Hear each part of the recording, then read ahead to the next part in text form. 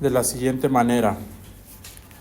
Dice así: y Él dio a algunos el ser apóstoles, a otros profetas, a otros evangelistas y a otros pastores y maestros. Ahí están los 5 ministerios, hermanos. ¿Sí? Ahí están los 5. Ahora, el propósito, ¿cuál es de esos 5 ministerios? A partir del verso 12 vemos por lo menos 2 propósitos principales. Observen: a fin de capacitar a los santos para la obra del ministerio. Entonces, el primer propósito de los 5 ministerios, hablando de los 5, ¿qué es, hermanos? Capacitar. Fíjense, mucha atención, al resto de la al resto de la iglesia, al resto de los santos, para la obra de ¿qué, hermanos? Del ministerio. Yo les he venido diciendo en estas últimas 2 clases, hermanos, que la iglesia en general puede participar de los 5 ministerios, aunque, y también hago la salvedad, no todos somos apóstoles, no todos somos profetas, porque Pablo también dice: ¿son todos apóstoles, son todos profetas? Claro que no. Sin embargo, hay personas con un llamamiento específico, pero ahora esas personas con ese llamamiento específico capacitan al resto del cuerpo para que participen en la obra ¿de qué? Del ministerio. Ahora, algo importante aquí que mencionar: ¿cuál es la obra del ministerio? O por ejemplo, un poquito más sencillo, ahí se habla en singular del ministerio. Del ministerio. ¿Cuál es ese ministerio, hermanos? Y meditando delante del Señor, ahí dice para la obra, no dice de los ministerios, ¿verdad que no? Dice del ministerio. Del ministerio, en una forma, hermanos, lo dice singular. La pregunta es a continuación: ¿cuál es ese ministerio? Y hermanos, ¿cuántos están de acuerdo que todo es de Cristo? ¿No todo es de Cristo? ¿Todo es de Cristo? Entonces vamos acercándonos un poco para definir cuál es la obra de ese ministerio. Y de entrada diríamos que este ministerio es un ministerio que le pertenece ¿a quién? A Cristo. Ya nos acercamos un poco más para ir definiendo esto que dice aquí en Efesios, para la obra del ministerio. Ahora, hermanos, el asunto es que este ministerio le pertenece a Cristo en primer lugar, ¿no? Y es para edificación del cuerpo de Él mismo. Y ahí va, exactamente. Entonces, este ministerio, hermanos, podríamos denominarlo, van a ver que es un ministerio enfocado sobre todo en la iglesia, porque dice para que capacitar a los santos para la obra del ministerio. Entonces este ministerio puede ser definido, hermanos, como un ministerio quíntuple. O sea, este ministerio Son los 5 ministerios. contiene en sí mismo, porque Cristo es uno, pero el ministerio, el primero en ser llamado, dice que el Padre le ha dado todas las cosas, ¿sí o no? Entonces, nuestro Señor Jesucristo recibió el ministerio de ser apóstol, de ser profeta, de ser evangelista, de ser el pastor y de ser el Maestro. Entonces, este ministerio, podríamos darle una definición, es un ministerio quíntuple, o es el ministerio que contiene los 5 ministerios. Es un ministerio que se ramifica en 5 ministerios.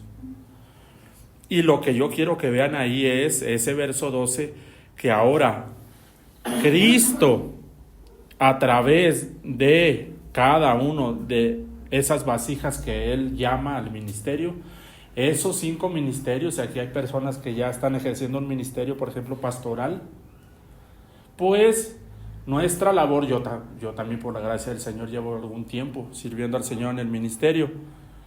Nuestra responsabilidad y nuestra labor es es capacitar al cuerpo en general para que también participe a su vez, hermanos, de estos 5 ministerios. No es que todos vayan a hacer, algunos lo van a hacer, algunos de estos 5, pero lo que yo quiero que vean es que todo el cuerpo puede participar, hermanos, del ministerio de Cristo. Es decir, Cristo en ti, ayer lo veíamos, se puede manifestar, antier, se puede manifestar en una forma apostólica, en una forma profética, en una forma evangelística, en una forma pastoral y en una forma de maestro. Puede manifestarse así el Señor. Porque terminábamos hablando de Mateo 28, cómo no todos son apóstoles, pero Cristo dice: id por todo el mundo y predicar el evangelio y enséñenles. Se lo dice a todos y no excluye a nadie. Entonces esos ministerios, en primer lugar, capacitan a los santos para la obra del ministerio, que a su vez se divide o ramifica en estos 5 ministerios. Es el ministerio de Cristo. El ministerio de Cristo es los 5 ministerios.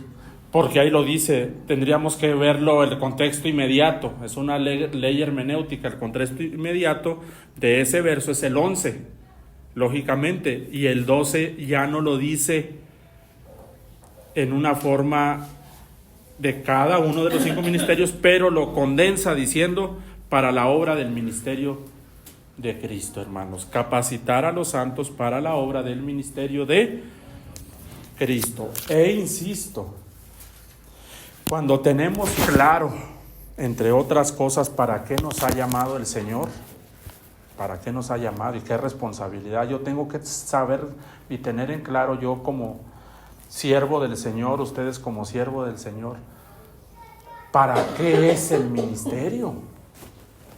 Porque si no tengo claro por lo menos esto que es esencial, no vamos a estar dando en el blanco. Y yo creo que cada uno de nosotros, por lo menos en este asunto, quiere dar en el blanco. Tenemos que comunicarle al resto de la iglesia que ellos, capacitarlos. Esta es una capacitación lo que estamos haciendo aquí. Esto no es domingo en la mañana, ni miércoles, ni jueves. Ahí está muy lleno, ya hay muchos, pero capacitación ya es otra cosa. Ya tiene que ver con compromiso, ya tiene que ver con tener claro que el Señor me está llamando y necesito ser capacitado para hacer una vasija en condiciones para el momento que Él me quiera llenar y me quiera usar. Pero la capacitación es fundamental y es necesaria. Si no somos capacitados, hermanos, ahí no va a pasar. ¿Cuántos antes de tomar un puesto laboral fuimos capacitados por alguien más? Yo antes de dejar el antiguo trabajo donde estaba, tuve que capacitar a otro muchacho. Pero a mí también me capacitaron otras personas. Pero si por lo menos pudiéramos transmitirle a la iglesia que ellos necesitan ser capacitados para que también participen de la obra. Y aquí es donde estábamos hablando también antier, que Pablo le decía a Timoteo: haz obra de ¿qué? Evangelista, obra. Pero Timoteo no era evangelista, Timoteo era pastor. Y ayer vimos que también Timoteo no solamente hizo obra de evangelista, hizo obra apostólica. Porque ¿cuántas veces Pablo no lo envió? Timoteo ya estaba acostumbrado a hacer obra apostólica de edificación. De hecho, fue la primera obra que el Señor le permitió hacer a Timoteo, fue apostólica, porque Pablo lo envió a edificar a la iglesia. Pero no estaba muy relacionado con el ministerio de evangelista. Por eso Pablo le dice: hey, tú también puedes hacer obra evangelística, Timoteo, aunque tu llamamiento particular es ser un pastor. Ya has estado relacionado con la obra apostólica que tiene que ver con envío para edificar, pero Timoteo, acuérdate que Cristo en ti se puede manifestar también como un evangelista. Y qué bendición, hermanos. Entonces, objetivamente estar ministrando a los hermanos, verso 12, a fin de capacitar a los santos para la obra del ministerio de Cristo, y luego ahí dice el 12 después, para la edificación del cuerpo de ¿qué? O sea, para poder estar edificando, esto es como una cadena de producción. Está Cristo, está el ministerio de Cristo, capacito a otro, y ahora esos capacitados, Cristo a través de ellos, producen una edificación ¿en qué? En el cuerpo de Cristo. ¿Se fijan? Pero si en esa cadena de producción no entendemos el paso 1 o el paso 2, el paso 3 no se va a dar, hermanos. No se puede dar el paso 3. Y por eso hoy observamos a la iglesia en general, a los que el Señor les ha dado algún tipo de visión ministerial, y a la iglesia le falta mucha edificación, hermano. Mucha edificación nos falta como iglesia. Mucha edificación. Porque a lo mejor no hemos sido capacitados. O sea, no. ¿Cómo llegar al punto de la capacitación? Pues si no, muchos. Si no hay una preparación previa.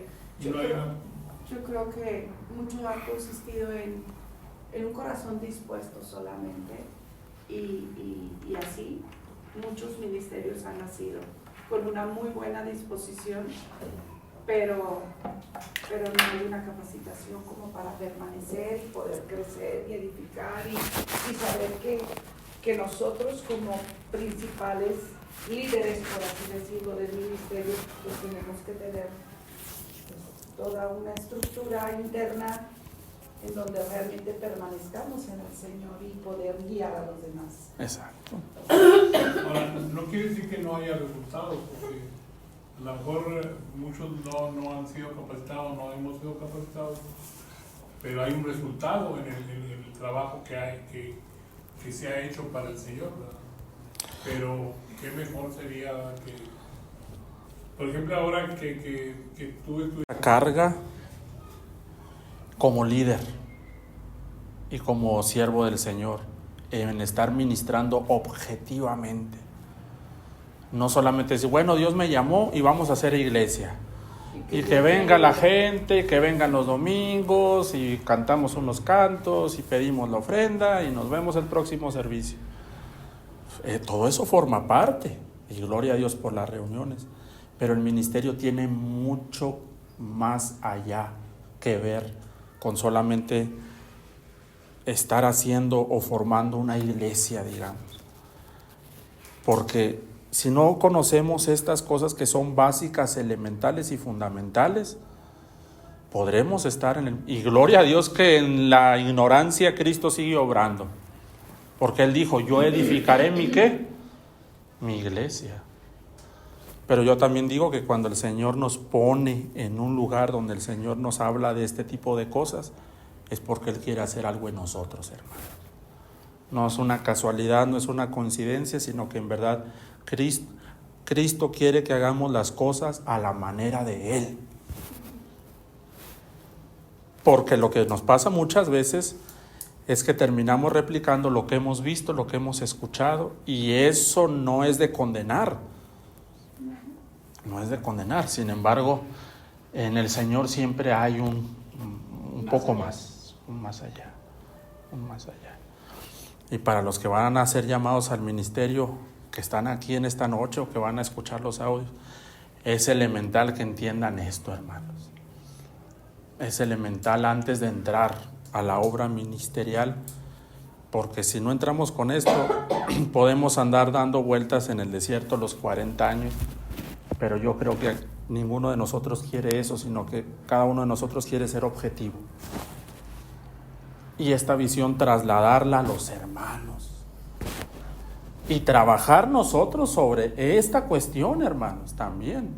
Porque no solamente es de escucharlo, decir, oh, qué bien, o bueno, qué mal, o no me convenció, o sí me convenció. Pero cuando el Señor habla, sobre esto hay que taladrar, sobre esto hay que, hermanos, profundizar. ¿Por qué no hay edificación entonces? Porque no hay obreros capacitados para la edificación del cuerpo. Edificación tiene que ver sobre todo con ¿qué? Crecimiento.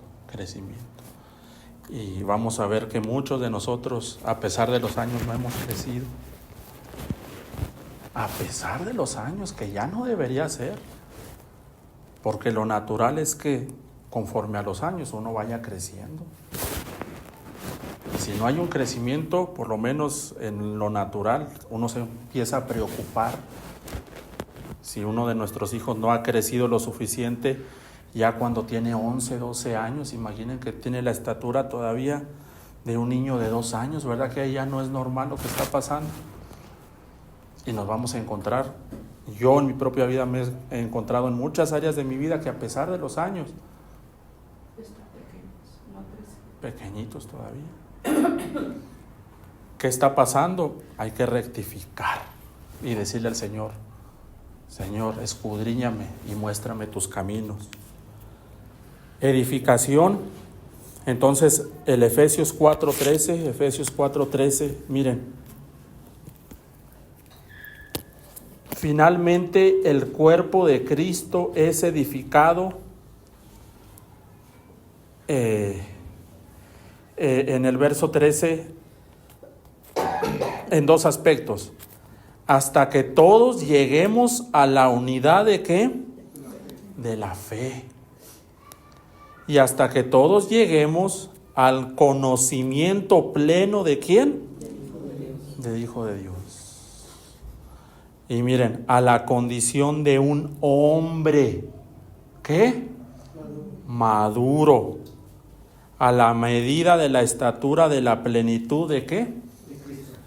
Ahí están los resultados. Cuando hay capacitación, esos capacitados edifican el cuerpo de Cristo. Lo edifica en 2 sentidos, unidad de la fe. Sin embargo, hoy en día, ¿cuántas opiniones en cuanto a la fe no hay? A la misma fe. Y no solamente las llamadas sectas. Dentro del grupo, digamos, cristiano que no se identifica con una secta, pero que dice, yo soy evangélico, ¿cuánta división en cuanto a la fe no tenemos?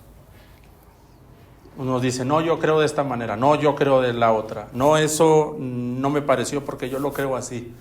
No, bueno, eso no, y estamos súper divididos, hermanos. Hay mucha división en la fe.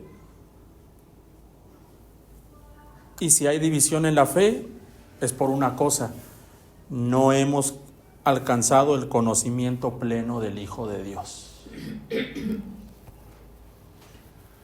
Porque si conociéramos al Hijo de Dios en plenitud, hermanos, sería Cristo y solo Cristo y solo Cristo y solo Cristo. Pero insisto, no vamos a llegar al conocimiento pleno del Hijo de Dios si no tenemos unidad en la fe. Y así seguiremos pasando los años y pasando los años y pasando los años y pasando los años.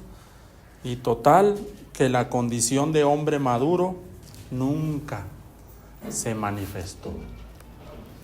Pero Dios quiera, hermano, que como iglesia, Cristo llegue a formarse en nosotros en una forma madura. Y yo creo que el Señor está obrando en su iglesia, y yo creo que Él, poco a poco, está comenzando a tocar corazones, está comenzando a obrar en su iglesia para que todo esto tome lugar. Pero yo creo que por lo menos nosotros podemos decirle: Señor, heme aquí, envíame a mí, obra en mí, Señor, como líder, como siervo, como hijo tuyo, obra en mí. Y el verso 14 ya lo pueden seguir leyendo ustedes ahí en otro momento. Pero miren, para que ya no seamos niños, dice la primera parte del 14. Para que ya no seamos, ¿qué? Niños fluctuantes, llevados por doquier. Sacudidos por las olas y llevados de aquí para allá, por todo viento de doctrina, por la astucia de los hombres, por las artimañas engañosas ¿de qué? Del error. Por eso estábamos hablando de los falsos ministerios, de los ministerios erróneos, sino que hablando la verdad en amor. Eso es lo que se ocupa, hablar la verdad, y la verdad es Cristo. Crezcamos en todos los aspectos en aquel que es la cabeza, es decir, ¿qué? Cristo. Todo lo que ya se mencionó, el caos que ya he mencionado yo, cómo disiparlo, lo que he venido comentando. Hermanos, ir nuevamente a la cabeza. Por eso yo les decía, entresacando lo precioso de ¿qué? De lo bien. ¿Cómo disipar toda esa división, toda esa niñez, toda esa problemática? Nuevamente haciéndonos de la cabeza que es Cristo, volviendo al gobierno de Cristo, volviendo a Cristo como la cabeza, y que Él sea el que de verdad pueda ordenarlo todo. Porque la cabeza es el centro de mando del resto del cuerpo. Y a partir de ahí volver al origen y Señor, tú que tienes todo el poder, haz las cosas nuevas en tu iglesia, Señor. Haz todas las cosas nuevas en mí como siervo, como líder. Y otra vez, Señor, volvemos al origen y si es necesario comenzar de cero. Pero ahora con entendimiento y con dirección, Señor, hazlo tú en mi vida. Si es necesario un borrón y cuenta nueva, hermanos, conforme la cabeza que lo mande, lo disponga, y seguirle a Él. Y solo a Él. Entre otras cosas, ahí están los propósitos, que yo creo que sí es importante también mencionarlos, para que todos de verdad crezcamos en el conocimiento del Hijo de Dios. Y yo creo que en mi vida constantemente le digo al Señor, si es necesario borrar y cuenta nueva, Señor, pero yo lo quiero hacer conforme a tu diseño, conforme a tu obra. Y si algo he venido edificando yo sobre heno, paja y hojarasca, Señor, que se derrumbe, sopla sobre esa edificación, pero yo quiero hacer la obra conforme a tu voluntad. Hermanos, ¿cuántos queremos hacer la voluntad del Señor? Para que permanezca realmente. Yo creo que cada uno de nosotros, como hijos de Dios, como siervos, queremos hacer la voluntad de nuestro Señor. Y a algunos de ustedes que Dios los va a llamar al ministerio y al liderazgo, o que ya están liderando en alguna forma, hermanos, esto se trata de hacerlo conforme al diseño y a la voluntad de Dios. Para cuando Él aparezca, que así sea poco, sea mucho, buen siervo fiel. Sobre poco fuiste fiel, sobre mucho te pondré. Sobre mucho fuiste fiel también. El asunto no es si fue mucho o fue poco lo que hicimos a partir del llamamiento de nuestro Dios. Lo importante es que si lo hicimos conforme a su voluntad. Porque pudimos haber hecho un montón, hermano. Pero si llegando allá nos dice, pero a pesar de que eso es un montón y muy gustoso, muy grande, fuera de diseño. Y ahí es cuando Pablo dice, heno, paja y hojarasca. Y que si fue poco, conforme al diseño. Si fue mucho lo que Dios nos permitió, pero conforme al diseño. Aquí no es si hice mucho o hice poco. El asunto es si lo hice conforme a la voluntad de mi Señor. Eso es lo que importa. Esto para mí, de verdad, es direccional. Porque de esa forma no sabemos qué hacer con lo que Dios nos ha dado. Y algo en los 5 ministerios que Dios nos ha dado es capacitar a los hermanos para la obra del ministerio. Fundamental. Y ya el tema de las vasijas de ellos como hermanos, ya ellos sabrán si responden o no. Pero en cuanto a mí, saber qué hacer. Y no andar haciendo cosas por hacer. O porque no sé. Pero yo creo que el Señor quiere que sí sepamos qué hacer. Bendito sea el Señor. Y edificar conforme a su voluntad, hermanos. Gloria a Dios. El Señor constantemente me habla acerca de esto, de tal manera que todos podemos participar entonces del ministerio de Cristo, ¿no? Ahora, en los minutos que nos quedan, vamos a ver un poco acerca de Cristo como el profeta. Cristo como el profeta, hermanos. Ahí tienen sus bosquejos. Tienen sus bosquejos y vamos a dividir, vamos a elaborar en estos minutos, estos 20 minutos, lo que alcancemos a elaborar, y la otra clase seguramente terminamos con Cristo el profeta. Vamos a Primera de Pedro capítulo 1 verso 10, por favor. Primera de Pedro 1:10, hermanos. Primera de Pedro 1:10.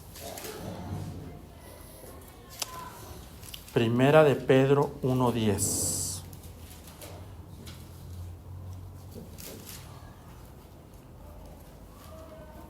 Primera de Pedro 1:10. Y yo quiero que vean esto, por favor, que dice aquí la palabra. Dice la palabra así, fíjense. Los profetas que profetizaron de la gracia destinada a vosotros, inquirieron y diligentemente indagaron acerca de esta salvación, escudriñando, verso 11, qué persona y qué tiempo indicaba, pues fíjense, el Espíritu de Cristo, dice el verso 11, que estaba ¿en quién? En ellos. Pregunta, ¿de qué espíritu estaban llenos todos los profetas del Antiguo Testamento, hermanos, conforme a este verso? De Cristo. De Cristo. Por eso yo digo que Cristo es el profeta del Padre.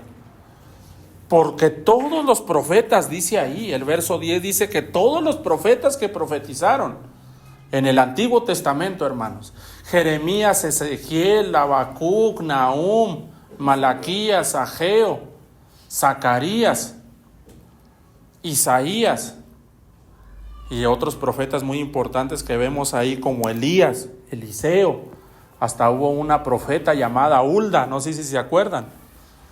Hasta esa profeta que le profetiza ahí y le dice unas cosas al rey Josías, Hulda, una mujer. Todos ellos, en cada una de esas vasijas, ¿quién estaba llenando esas vasijas, hermanos? Cristo. Entonces era Cristo en Elías, Cristo en Eliseo, Cristo en Sofonías, Cristo en Zacarías, Cristo en Ageo, porque ahí lo dice, que el Espíritu de Cristo estaba ¿en quién, hermanos? En ellos. Y todo lo que ellos hicieron ministerialmente, no lo hicieron con su llenura, no lo hicieron con su inteligencia, no lo hicieron, hermanos, con su habilidad, lo hicieron con base en la llenura de ¿quién? Era Cristo en ellos. Entonces, en Cristo radica toda la plenitud del ministerio, ¿qué? Profético. Cristo es el profeta, hermanos, por excelencia. No eran esas vasijas. Hoy yo, en mi tiempo devocional, estaba leyendo el profeta Ezequiel. No sé cuántos lo han leído, hermanos. Y el profeta Ezequiel viene dando unos mensajes bien tremendos y teniendo unas visiones de parte de Dios tremendas, hermano. Y viene dando mensaje tras mensaje, mensaje tras mensaje. El pueblo de Israel endureciéndose y endureciéndose y endureciéndose más. Y el profeta bien sufrido. Fue un ministerio bien sufrido el de Ezequiel, hermanos. No lo quería el pueblo, pobre. El Señor le dijo, le pidió unas cosas bien tremendas para decirle al pueblo de Israel que venía destrucción, que venía, los estaba amonestando a los de Babilonia. Y hoy me topé con algo en la mañana bien tremendo en el capítulo 25 que le dice, tu esposa se va a morir. Ezequiel 25. Le dice, tu esposa se va a morir. Le dice. Y no me llamó la atención que le dices, tu esposa se va a morir. Lo que me llamó la atención es que le dice, y no vayas a llorar por ella. No la vayas a endechar. Le dice al profeta, hermano. Y luego dice ahí, inmediatamente, e hice lo que Jehová me dijo. Y yo, hermano, dije, se me quebró el corazón.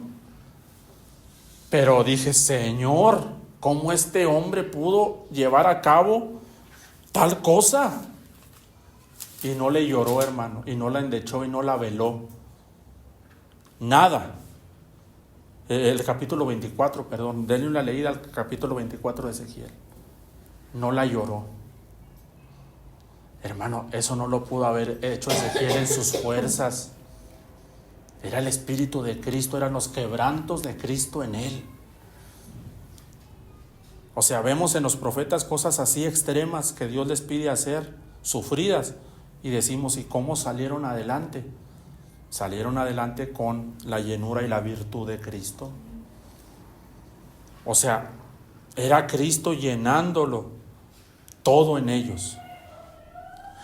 Y lo que les decía es que en ese tiempo, hermanos, en ese tiempo había unas mujeres, dice allí en Ezequiel, que eran supuestamente siervas de Dios, pero como se había corrompido ya el pueblo en la idolatría, dice que eran unas mujeres que estaban en el lugar santo endechando y llorándole a Tamuz, a un ídolo.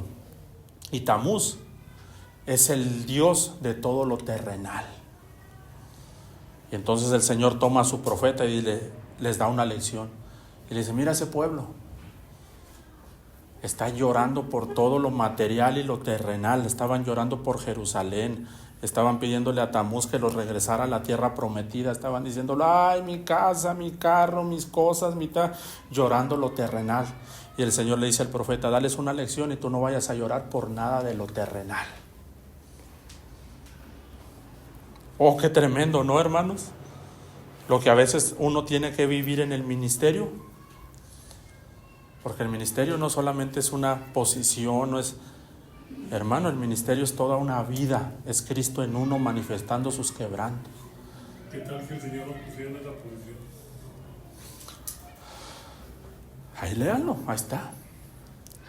Y hermano, hoy en día, ¿por cuántas cosas terrenales no estamos adheridos? En el pueblo hay mucho de Tamuz hoy en día, hay mucho Tamuz. Por todo lloramos a veces. Como un día me topé a un hermano, ay, qué prueba estoy pasando, me cortaron el internet. Yo le dije, qué bueno, a ver si ya buscas al Señor. Se nos descompone el celular y ¡ay, mi celular se me estrelló! ¿No será que el Señor quiere que estés viendo menos mugrero? Y escuchando menos mugrero. Pero con un dolor por lo terrenal, hermano.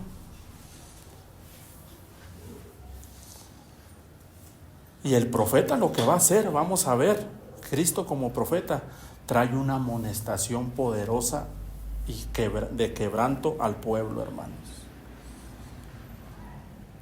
por lo terrenal, por cuánto de lo terrenal no estamos afanados y muchas veces llorando. Por el trabajo, por esto, por la crianza de los niños. ¿Cuántas cosas no les lloramos? Allá en Samuel, ¿no se acuerdan que un día estaba llorando todavía Samuel a Saúl? No sé si se acuerdan. ¿Y qué le dijo Dios a Samuel? Ya no lo llores. Y vete y hacer la labor profética. Entonces, Cristo como profeta, hermanos, nos desafía bastante. De entrada, va a traer una convicción en nosotros cuánto de lo terrenal todavía tiene un aprecio, pero grande en nuestro corazón. Cuántas cosas terrenales todavía. No nos desprendemos. Cuánto nos duele todavía lo terrenal. Y aquí el Señor les dijo: no vayas a llorar ni a tu propia esposa, ni a tu propio esposo, ni a tus propios, hay veces que hijos. Oh, hermano, de verdad que si anhelamos que Cristo se manifieste en nosotros como profetas, tenemos que ser bien tratados por Dios en todo lo terrenal. Hay veces que ya lo terrenal te quiere llenar, te quiere atrapar, te quiere cautivar, te quiere hacer de esto. Pero Cristo lo dijo claro: nosotros no somos de este mundo. ¿Cuántas cosas terrenales no te han impedido servir a Dios y entregarte a Dios completamente? Y de hecho muchos, y tal vez de los que estamos aquí, por causa de cosas terrenales que les tenemos mucho aprecio, no nos hemos atrevido todavía a soltarlo y a dejarlo todo por el Señor. Y hasta a servir a Dios. Yo creo que todos pasamos por una etapa de esa naturaleza. Todos vivimos en los afanes diarios. O sea, todos tenemos de alguna u otra manera. Podemos encontrar alguna excusa y decir: es que por esto. Pero es difícil. O sea, Cristo como profeta, vamos a ver un poquito más adelante, es bien confrontativo, hermanos. Es bien confrontativo. Por eso no nos sorprendamos que de pronto el Señor llena una que otra vasija y nos trae una palabra en cuanto a nuestras raíces terrenales todavía. ¿Cuántos están detenidos porque no quieren dejar tal vez su país? ¿Cuántos la van a pensar que el Señor nos mande a otro municipio? O que el Señor los mande a una tierra difícil. ¿Cuántos le van a pensar? ¿Y qué vamos a hacer? Rápido, lo terrenal. A endecharle a lo terrenal, a llorarle a lo terrenal, a llorarle a Tamuz. Pero es que no lo podemos evitar. Vivimos 24 horas en la carne. Yo lo digo en mi caso personal. Tú conoces, por ejemplo, mi vida y, por ejemplo, mi primera hija que se fue. Aquellos hermanos que han recibido este llamamiento son hermanos bien tratados por el Señor. Por eso, ¿cómo se vestían los profetas, hermano? ¿Cómo se vestían? De camello y con un cinto. ¿Y dónde vivían? En el desierto. Vivían en grandes casas, traían el mensaje de prosperidad. Y yo no sé por qué hoy en día al ministerio del profeta lo relacionan tanto con prosperidad, si todos los profetas del Antiguo Testamento fueron pobres. Elías sin casa y en el desierto. Eliseo no tenía casa y le andaban preparando casa a las viudas porque no tenía ni dónde recostar su cabeza. Y por alguna extraña razón hoy día el ministerio profético tiene que ver con prosperidad. Así identifican hoy al ministerio profético, hermano, con dinero, con prosperidad, con multiplicación. Y uno con discernimiento empieza a ver a todo eso y dice: pero si todos los profetas del Antiguo Testamento fueron pobres.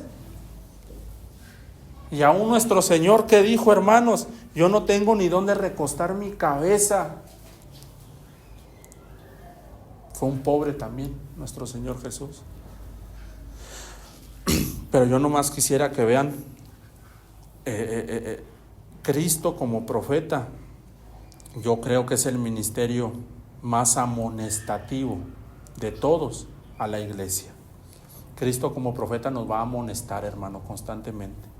Cristo como profeta nos va a sacudir, como sacudió a Ezequiel, como sacudió a Elías. Y hoy, hermanos, yo he podido ver que en mi propia vida constantemente necesito que el Señor me sacuda. Ahora escuchaba el testimonio de un pastor de cuánto deben de ganar los pastores.